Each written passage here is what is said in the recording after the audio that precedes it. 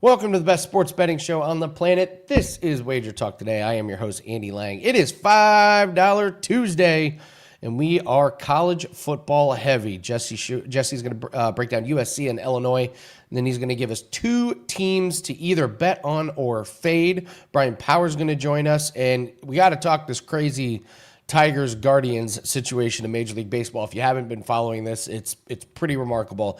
Then we're going to look ahead to Thursday Night Football, Seahawks and Cardinals. The Prez is going to join us. We're going to talk Vikings and Steelers. We got a Dublin, Ireland game.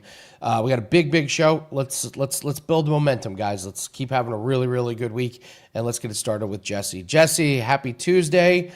Let's start with this USC Illinois game.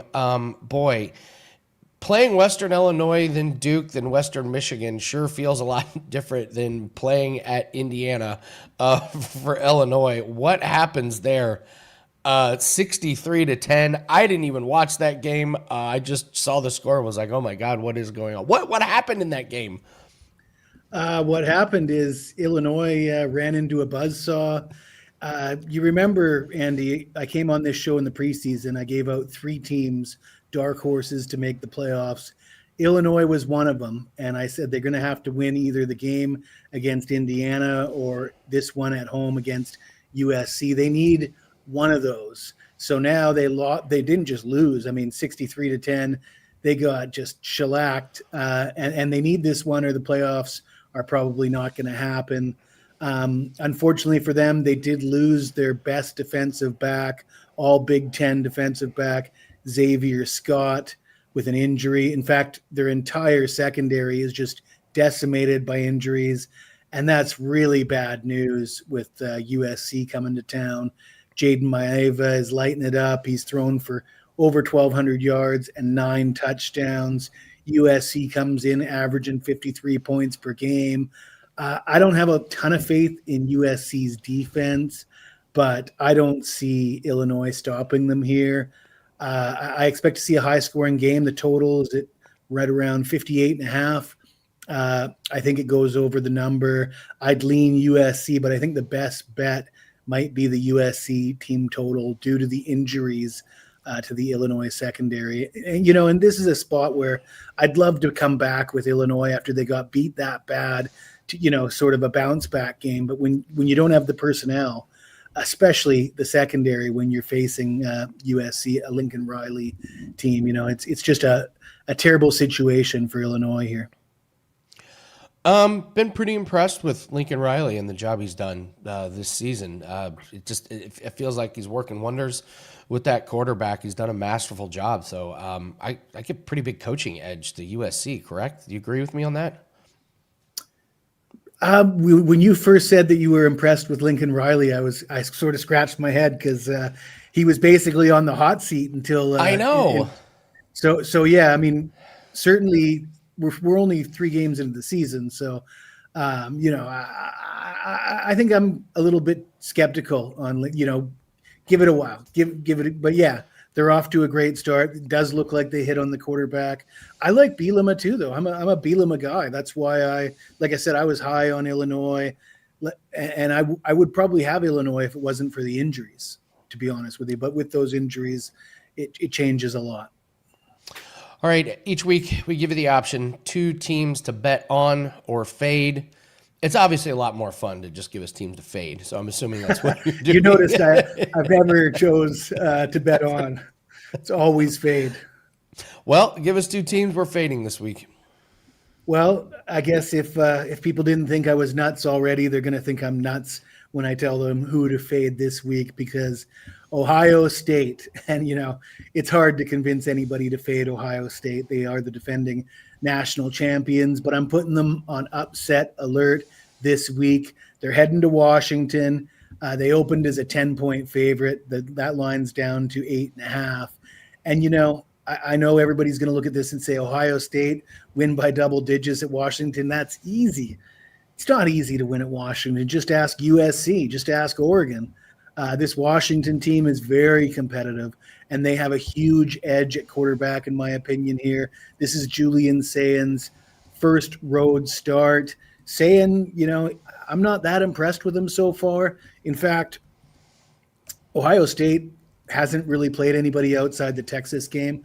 I was on Texas in week one, and Texas dominated that game statistically as far as first downs, total yards, time of possession. Arch Manning was so bad. I mean, with any kind of capable quarterback play, Texas wins that game. Again, that was a home game. Now they're on the road, and Damon Williams, the quarterback for Washington, is absolutely lighting it up. 778 yards, 6 touchdowns, no picks, 220 rushing yards. This Washington offense can hum along. Of course, Ohio State's going to have the advantage on the lines of scrimmage.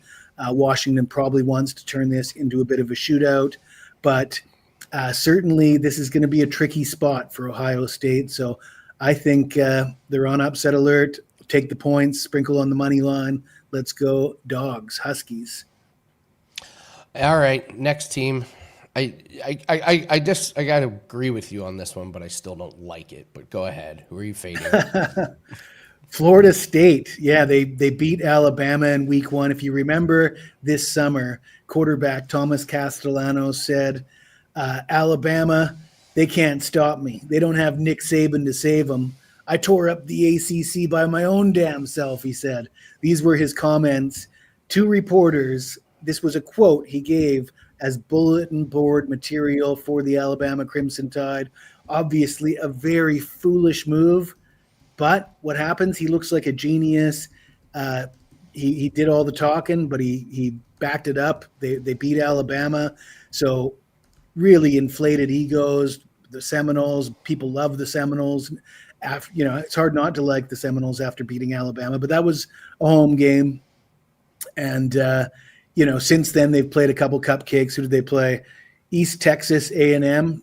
I don't know a lot about East Texas A&M, and anybody who tells you they do is either from that area or they're lying. And then Kent State, we know they're one of the worst teams in all of college football. So they haven't played anybody since. This is a tough spot. They're on the road at Virginia. This line stinks to high heaven. Florida State -7. All they got to do is win by a touchdown at Virginia. Well, this is a tough spot because they got Miami on deck next week. Look ahead spot. As I said, Thomas Castellanos, those comments he made, you got to ask yourself, a guy that talks like that ahead of an Alabama game, what do you think he's thinking to himself right now heading into this game versus Virginia? He probably thinks that he likes his own smell. He's going to be very confident, very overconfident. I think the Seminoles are going to strut into town here, basically treating this like it's a bye week or something. And Virginia, they got themselves a quarterback, senior quarterback, Chandler Morris. This is fifth. I think this is his 6th season. He started at Oklahoma. He had 3 years at TCU. Then last year, big breakout season, throws for a ton of yards and a ton of touchdowns at North Texas. And he's threatening to do the same thing here at Virginia. So Virginia's got the better quarterback, in my opinion. They've got the offense to hang with the Seminoles. Much like Washington, they need to turn this into a shootout. But if it does end up being a shootout, I like Virginia. The line now opened at 9.5. It's down to 7. I'm going to say screw it. Don't take the points. Just money line. Plus 245 on the money line, Virginia. No.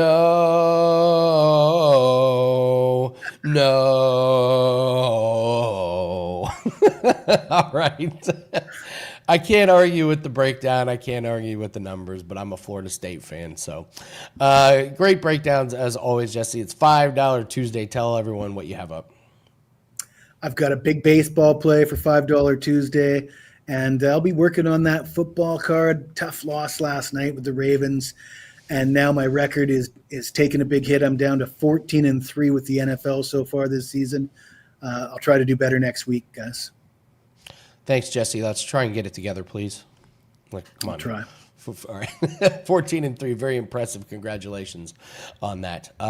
Let's see. Mark says, Andy, you look like you woke up 7 minutes ago. It's been a busy morning. I've already recorded Contender Series videos. I will tell you, if it's my eyes, it's September in Indiana. we all kind of have this look on our face. It's just pollen and allergies, and now it's raining, and it's going to rain for the next 4 days. So this is just how I'm going to look probably for the next few weeks. So, but thank you, Mark. Thank you for joining us, and thank you, everyone. Please hit the like button and make sure you comment below. Shout out to the chat. You guys were very nice to Jesse. Duffel needs some fantasy football advice. Is Caleb Williams for Derrick Henry a good trade? I would take Derrick Henry 10 times out of 10 on that one. I would not be trading Derrick Henry. I wouldn't be trading for Caleb Williams at this point. So, all right, let's bring in Bryan Power. And Bryan, we have to talk about this. Yes, are you okay? Well, I'm okay. Well, no, actually, I'm not okay because I think I know what you're going to bring up right now. What am I going to bring up? Are you going to bring up the Rams-Eagles finish from Sunday, Andy? No, no. I wasn't.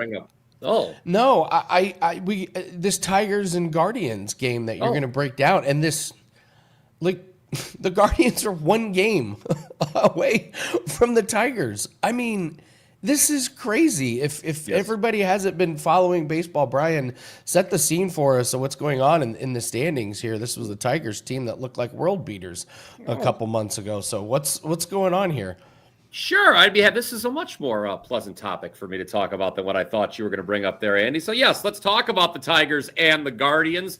Guardians looking to complete one of the most stunning come-from-behind efforts in the history of baseball. What Andy was just referring to is the fact that back on July 9th, Guardians were 15 and a half games behind the Tigers in the AL Central. That deficit, as Andy just said, it's been cut to one game. Now, Guardians have won 10 of 11, did lose Sunday. Tigers have lost 6 straight, all at home, mind you. Guardians starting rotation. You look at what they've done, it has been the key to the team's success recently. No starter over the last 17 games in this Guardians rotation has allowed more than 3 earned runs.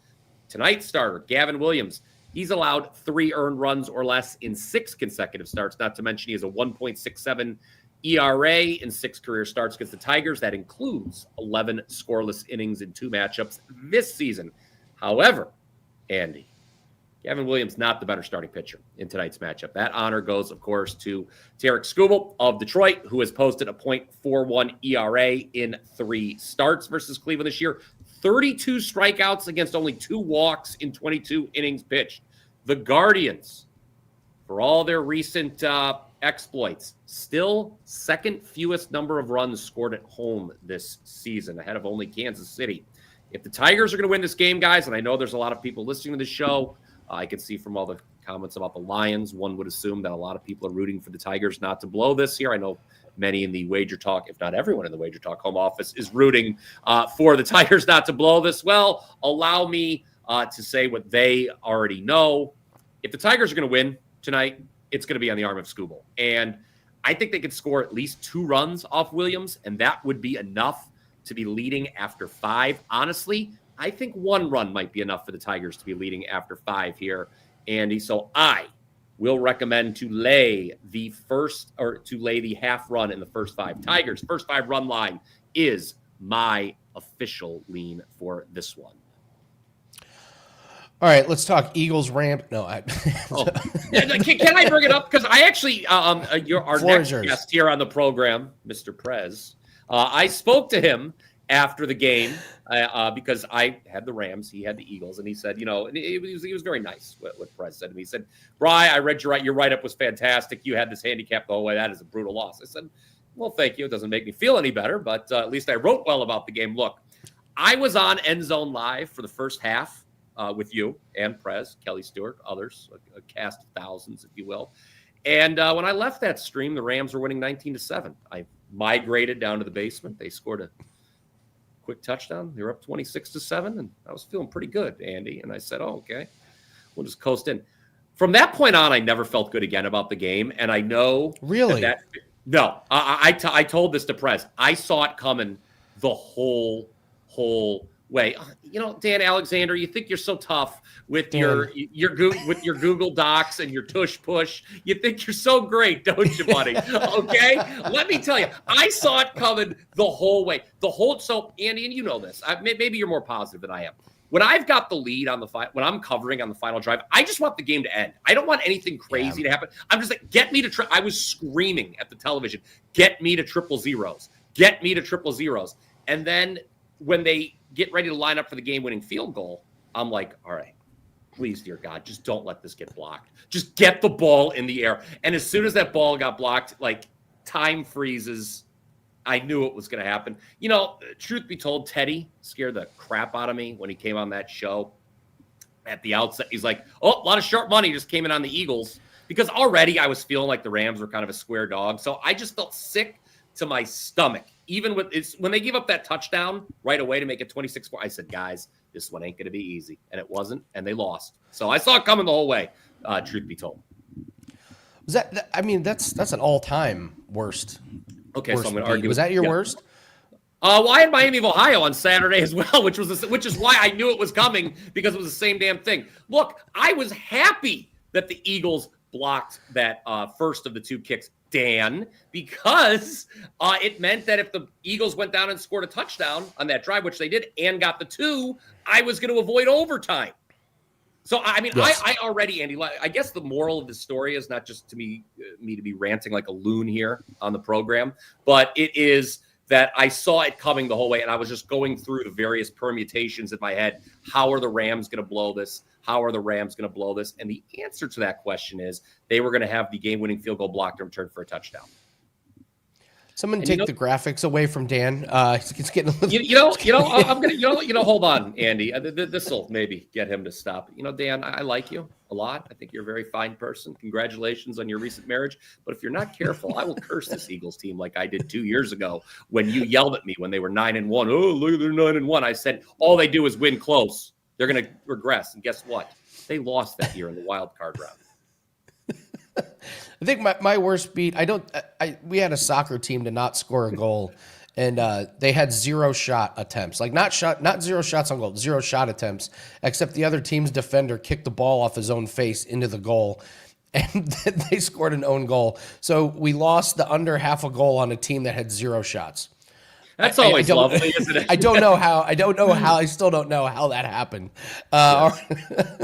Let's talk Thursday Night Football here. Seahawks and the Cardinals. Seahawks, boy, they have a making of a really good defense. The defense seems to be pretty legit. Cardinals, what is going on with Marvin Harrison Jr.? My gosh, this is a very interesting line here. Pick 'em, the over under 43.5. I don't know. I kind of like this Seahawks team. They got a little mojo here on this. What's your take on this game? So last week on the show, Andy, when I previewed Thursday Night Football, I recommended betting Buffalo to go over their team total of 30.5. That was a situation where hopefully you got that one early enough, guys, because the Bills ended up scoring 31, and I think the team total closed 31.5 at many shops. I know it did at DraftKings and FanDuel. Well, this week, I'm going to preach patience when it comes to betting the Thursday night game. The way this line is trending, and I would agree with some of the things you're saying, Andy, is that the Seahawks are going to probably close as a road favorite here in Arizona. So what I want to do, guys, is wait, and hopefully this line gets bet to plus 1.5. I know that's asking a lot, but I could see it happening. And if it does get to Seattle -1, if it gets to -1.5 for Seattle, Andy, I would tease the Cardinals up to 7.5. I had some success on Sunday with the Bears, who were a favorite, flipped to an underdog, teased them up from 1.5 to 7.5, and turns out I didn't even need to do that because they kicked the Cowboys' ass. But that's a different story for a different day. I know the Cardinals, kind of as you alluded to, are unimpressive.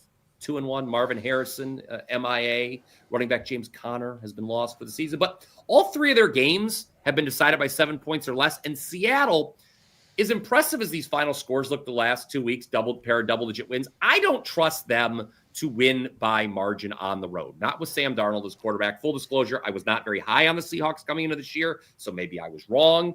But you look at these last 2 wins, Andy, for Seattle, and they've really been fueled by special teams. Some may disagree with this following assessment, but I am one who tends to think special team success can be pretty random, especially when you look at what the Seahawks have benefited from these past 2 weeks. That win in Pittsburgh really swung on just a head-scratching play. The Steelers kick returner forgot the rules. He just didn't field the ball. And Seattle grabbed it and scored a touchdown. That's not going to happen every year. You're not going to see that again probably the rest of the NFL season. Then last week, Seattle blocks a punt, which leads to an early touchdown. And then you get a punt return for touchdown and to knock the Saints out early. The Saints are the worst team in the league. So I'm not going to put a ton of stock into that result. Again, patience. I want to see what this line does the rest of the week. I think if Arizona gets to +1.5, I'm teasing them up to 7.5. I just don't think the Seahawks win this game by more than a touchdown on a short week. Yeah, these Thursday games, and you're right. Special teams is pretty.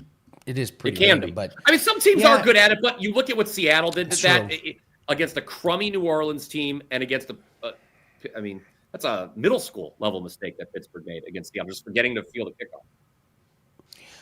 It's true.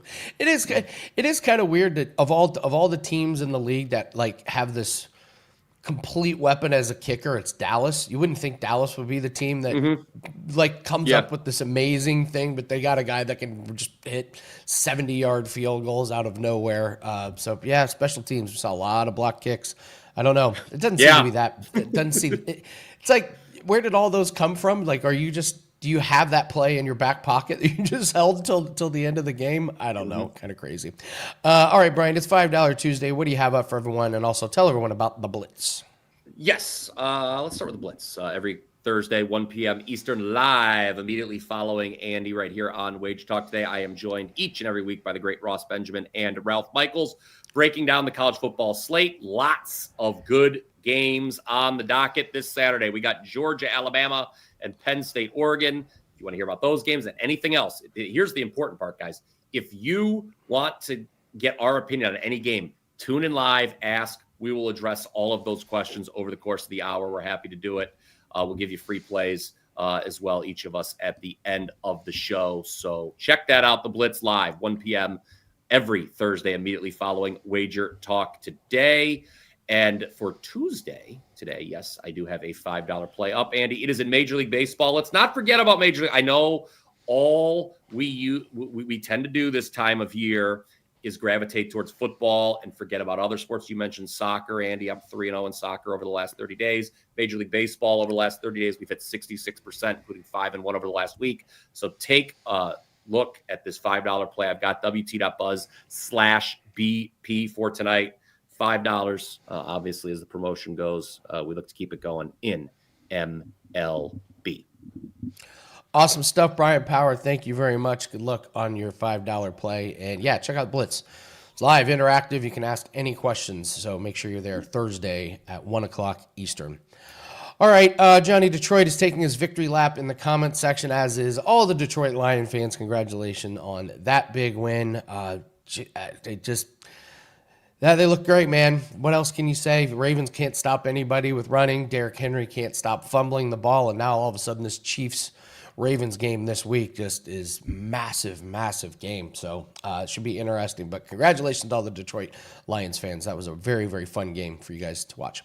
It is $5 Tuesday. All handicappers can put up a play for $5. You heard Brian talk about his MLB play. You talked Jesse talk about his MLB play. I'm sure Prez has one. My $5 play is a 4% Contender Series best bet. Every Contender Series fighting event that we have is going to be my $5 play. This is week 7, coming off a really easy winner last week, and I absolutely love this card. It's a 4% best bet. It's only $5. You can grab that, and the breakdown video is up. Should be up here within the next 30 minutes. So you can hear all about all the different fight breakdown. But there's a couple bets that really, really stand out. So it's only $5. It's a 4% play over at WagerTalk.com. But again, any handicapper has a play up for $5. I'm sure there's some college football, some NFL, and if you want some action tonight, MLB, there'll be plenty of those up. Get as many as you want. Make sure you're betting responsibly. Don't put too much of your bankroll in play, but it's a great way to try out handicappers you haven't tried before. Try out your favorite handicapper, what they have going tonight. But $5 Tuesday, one of the best days of the week. All right, let's bring in my good friend, Lawrence, coming off of, Brian just talked about the bad beat on the Rams, but you were the benefactor of the Eagles, and that was fun watching it with you, Lawrence. How are you today? Muted. Oh, boy. Prez, you have no sound, brother. Prez, there's no sound. Yes, I forgot to unmute me. You know why I forgot to unmute me? It's because I mute me, because I don't shut the hell up. And Andy, Dan, could you hear me during that? I was dying to come on, Andy. I was like, put me in, coach. Put me in. I wanted to talk to Jessie. I wanted to ask Jessie. And I just want to start by saying that you have the top 2 NFL experts this season on your show today. Jessse Schule, #1 most profitable expert at WagerTalk in NFL. Right now, this year, Prez, #2. Nice. But we asked Jessie to come on the End Zone show live. The End Zone show with you and myself. We do this every Sunday, 1 to 4:30. And he mentioned that he hurt his hip, which prevented him from coming on the show. Curious how his hip had any relevance to sitting on a couch and talking on the air. Strangely, his hip is okay to come on your show today, but his hip was not okay to come on the Sunday show. So that's the first thing. If he said sore throat, you could be, oh, okay, your throat hurts. It must hurt to talk, but... Andy, I got to run. I can't do your show. I just stubbed my left toe. So, Lawrence, we're going to talk this Dublin to Ireland game, but I have some pretty cool news. I wanted to tell you live here on the air. You ready for this? I'm not going to be here Thursday and Friday. Steve Merrill is going to sub. My buddy from New York called me last night. He's got free VIP tickets to the Ryder Cup in New York. Yeah, so I'm leaving Thursday to go do the whole VIP thing at the Ryder Cup. I could not be more excited. That's one of those where you drop what you're doing and you go. Yeah, that's a bucket list event. I hope you have a freaking blast. And I'll tell you, man, when I was hosting the show, I would lean on Steve Merrill. He's so good. He also did mention that he would be there for the End Zone on Sunday. I guess he hurt his hip. Bummer. So, yes, I'm very, very excited. Want to say something quick? Yeah, sorry. Oh, I was saying we had tried to go, and the tickets were just like, not only were they expensive, they were just unavailable. They're sold out, and then it comes through at the last second. So very, very excited. Yeah. I hope you guys joined us for the End Zone. What a fun day, and my God, like you got to see me losing my shit at a high level. I don't know if you guys checked out my Twitter last night at Prez WagerTalk. I talked about the Detroit Lions, Andy, and I used the term. I tried to come up with an adjective to describe their offense. One word adjective, and I'm not talking about describing it like as in unstoppable. Like, okay, an adjective that describes the style of their offense. One word, and I came up with beautiful. It's just goddamn freaking beautiful. It makes me happy. It's like watching Friends back like 20 years ago. Just you watch the Detroit Lions and all you could do is smile. Whether they make 4th down and 2 on the most ridiculously bad call ever or not, it's just stunning. It's stunning to watch. All right, put in the chat or the comments section, what's a word to describe the Lions offense? Johnny Detroit, this one's for you. I'm with you. It's so aesthetically pleasing. Oh, like it's great to watch. It's not clunky. It's free flowing. It's using different guys. They're both running backs are incredible to watch. Ballsy, that's a good word. But the thing with ballsy is a great word. But it doesn't describe this ballsy 100%. But if you look at the Ravens, they just run the ball down your throat. You look at the Philadelphia Eagles, they're just like a power offense. You look at the Rams back when Kurt Warner ran it, and they were this like sort of ballet. What Dan Campbell has been able to achieve is the best of both. The best of Peyton's Colts, Kurt Warner's Rams, and the Eagles running game. Like it's absolutely Kate Upton, if you will. Yes. Yeah, I mean, this is kind of similar to Indiana football. I graduated from Indiana University, and our team has been terrible. for forever.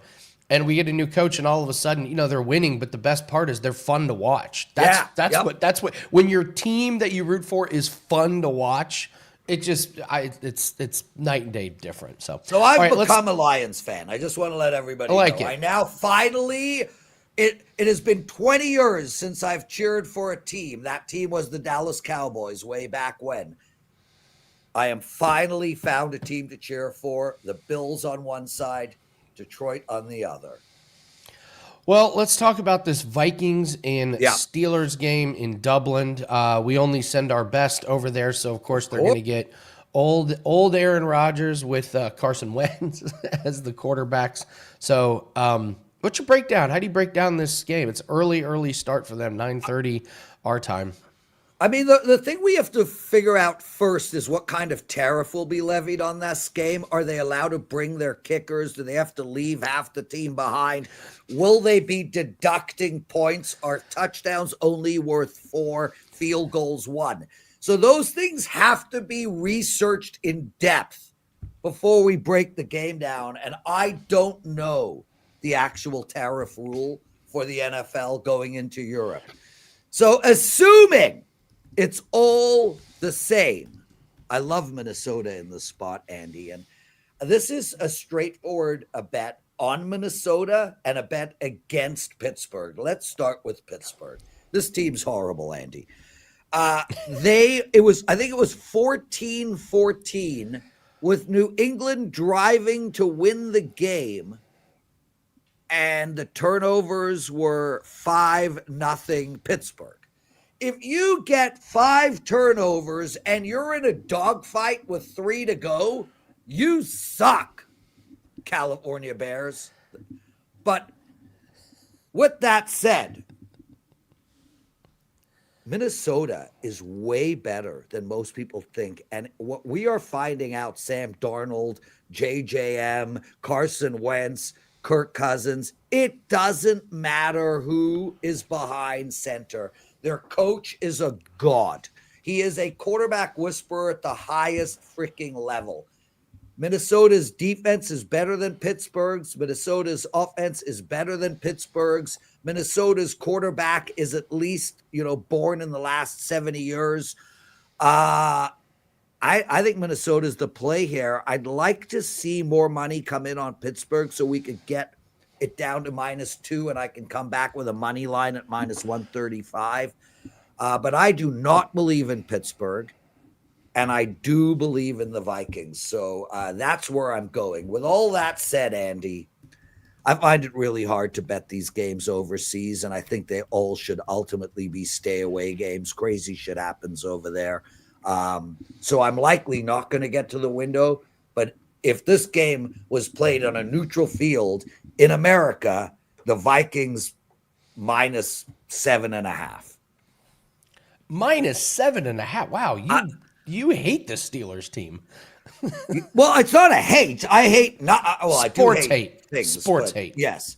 I just, you know what, Andy? Their defense looks horrible. And I understand that they stepped up last game against the New England Patriots, but Drake May is a walking turnover. So, wow, way to go. And they could not move the ball. And they haven't, other than playing the Jets, and we now know what the Jets are, this is not a good Steelers team. And I am so high on the Vikings. I mean, I've said it before, bro. I would smoke the Vikings if they were a strain. The Vikings is a great name for a strain. Yes, that's an incredible name. I agree. I would like I'd like an ounce of the 3 Vikings. grams of the Viking, please. There's a UFC fighter. They asked him, if he looks at film on other fighters, and he goes, "No, Vikings didn't get to watch film, so I don't either." What does that have to do with anything? So, all right, the Vikings. That's your strain of the day. I love that all right, play. It's great. Prez, talk about the show that you have, and also tell everyone what you have up for $5 Tuesday. Yeah, so before we get into that, Justin P says I had the same energy with the Cowboys last week. Andy, all we do is get yelled at for losing. Like, I want you to understand. I went 5-2 last week for my clients. That's 5 wins, 2 losses. 10-4 in the last 2 weeks. 64% of the season in NFL. Absolutely perfect in both parlays, 4-0, and ATS bets, 4-0. But Justin P wants to mention the loss. And I'm okay with that because I love Justin P. and I miss him. Justin's one of the best. Good. Thank you, Justin. You're a good man. Okay. So promotions, what do you want me to do? Talk promotions? I can do anything. I'm here forever. I'm never going to leave, Andy. Yeah, well, tell us about the Vikings strain is going over very well in the chat. Here. Purple Viking Kush. Yes. I want that one, Andy. I want purple Viking the purple Kush. Viking Kush. Oh, we need to trademark that. Trademark that thing. Purple Viking. But we need like a slogan. It attacks with no defense. I don't know. This is great. This is so great. All right. All right. So start with $5 Tuesday. Okay. What do you have up for $5 Tuesday? So I got an NFL parlay bet, and I dedicate all my parlay bets to you because I was totally anti-parlay, and then you showed me the light. You showed me that you can win betting parlays, and since then, 9-1. 9-1 since January 2024. 4-0 this year. I think I have mastered the art of the money line parlay. And none of these are huge favorites. Last week was a 157 minus, but the week before was a dog. The week before that was a dog. This one's around a pick 'em. So yeah, grab my NFL money line parlay bet for only $5 over at WagerTalk.com. And Andy, I want to give out a promo to all your listeners that comes from the best betting show ever. This is a show that Joe Ranieri, myself, and Art do. It's up at WagerTalk around 1 p.m. Eastern every day. And today's show might be the best one we've ever done. So check it out. Joe Ranieri is a 5% play in college football this Saturday. It's his first 5% football play of the year. I have a 5% play in NFL this Sunday. You guys, if you have never purchased from WagerTalk, that means you have never made a purchase at WagerTalk. You can have both of those plays for $1 each. Normally, these coupon codes can only be used once, but I pulled my weight, and I got them so that you can use them twice. So you can get Joe Ranieri's college football 5% for $1, my NFL 5% for $1. That's $2 for both plays. The promo code is BEST1, BEST1. Dude, thanks for having me. I got the NFL presidential address coming on later today. Andy, I freaking love doing this with you. I hope to be back next Tuesday. The show's going great, Andy. Congratulations. Thanks, you too. Your show kicks ass as well. Lawrence Presman. And presidential addresses coming up very, very soon. So congratulations to Prez on his good start in the NFL season. All right, we're going to go to all around the world. Something just occurred to me. Did Prez just mush himself by patting himself on the back about parlays? Talk about how good he was, and he just said he mastered the 100%. I was like, it just occurred to me. I was like, yikes! Yeah. Run for the hills. We'll hear more about it well. on Tuesday, I'm sure. 0-3, coming off an 0-3. Oh no! It's 2-1 with a brutal. He got a good bad beat going his way with the Eagles this past weekend, Andy. So it's going to be 2-1 with the. Okay. I'm joking. Prez is going 3-0. He's cashing, but if he doesn't, we'll at least get to make fun of him on Tuesday for calling himself a master of the parlay. Absolutely. All right, couple free plays here. Fever and Aces. Natasha Howard over 9.5 points. She's gone over in 6 out of 7 games. Crazy stat, she's gone over in 16 out of the last 17 games against the Aces. That's an incredible streak. Mets at the Cubs. This comes from the free picks page at WagerTalk. If you want free picks, we got a ton of them that are up there. A lot in MLB. Looking at the Cubs money line, Peterson pitching for Mets, giving up 18 hits and 21 runs last 4 starts. The Cubs do hit well against lefties, and Horton is pitching for the Cubs. He's got an ERA under 1 since mid-July. And UFC, this is in Perth, Australia. I mentioned this Cam Roaston before. This guy fought in Contender Series a few weeks ago. He won. They fast-tracked him and put on this Australia card. I don't think he's that great. Andre Petroski is one of the most boring UFC fighters around, but he's good in the clinch. He can wrestle. I just don't think Cam Roaston's a good UFC fighter. The only reason he's on this card is because it's in Australia, and he's Australian. If this was not an Australian card, he's not fighting in the UFC. So Petroski's minus 155. It's not going to be an exciting fight, but Petroski's just going to put on a veteran performance and get their win over him. So SF Niner says, please do not bet the WNBA play, guys. Save your money. He says, how many times are you going to give us the same WNBA pick that never cashes? Well, fade it. You'll be rich. You got it all figured out. Just fade it. All right, Dan, let's pull up the Contender Series. It's Tuesday night, so it is Contender Series. My $5 best bet is in Contender Series. We will be live on the Winning in the Shadows YouTube channel, watching the fights live. Live bets in Contender Series are fantastic. So every Tuesday, I make the case for the underdog in each of these fights. We'll start here at the bottom. Rafael Tobias and Oliveira. Dan, this is the fight where I'm having a really tough time making a case for the underdog. This guy's terrible. He's fought nothing but absolute cans. The last two guys he beat were 100 years old. He's sloppy on the feet. The case is that Tobias hasn't fought very many people, and he's only 22 years old, but I can't. Yair's pretty terrible. All right, I can make the case for Javier Reyes and Justice Torres. Torres and Reyes are kind of the same fighter. They can strike. They're not really good on the ground. I have this sneaky theory, Dan. I don't trust Reyes because he can't get his hair right in his fights. He has this long, frizzy hair, and he puts it in a ponytail, and 2 minutes into the fight, it's just exploded in the entire fight. He's screwing around with his hair. I don't trust him. These guys are not very good. I would be stunned if either one of them got a contract. Torres in a very, very close split decision. Montenegro and Chavez, both of these women don't have a lot of experience. That's the only case I can make for the underdog. The problem with the underdog is the combined record of her opponents is 0-8. She's not fought one person that has won a fight. They both can't do anything on the ground. They're both kind of lazy with their striking. I do lean Montenegro, but Chavez is hard to make a case for. I can absolutely make the case for Magomedov over Zurcher. Magomedov, this is not a wrestling Magomedov. This guy strikes. He gets in these car crash types of fights. He will make this thing chaotic.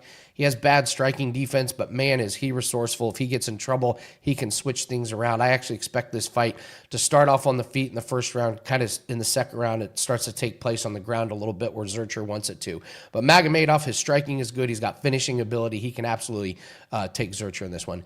And the main event, this fight, I would be stunned if it gets out of the first round. This is just an absolute hammerfest between two guys that can finish. And anytime you get a fight like this, it's dog or pass. We saw it last week, a big underdog won when I told you guys, be careful with these fights where these two guys come out swinging. Both of these guys are finishers. I believe Mantis can get the knockout in the first round. So yeah, there's a case to make for some of these underdogs here.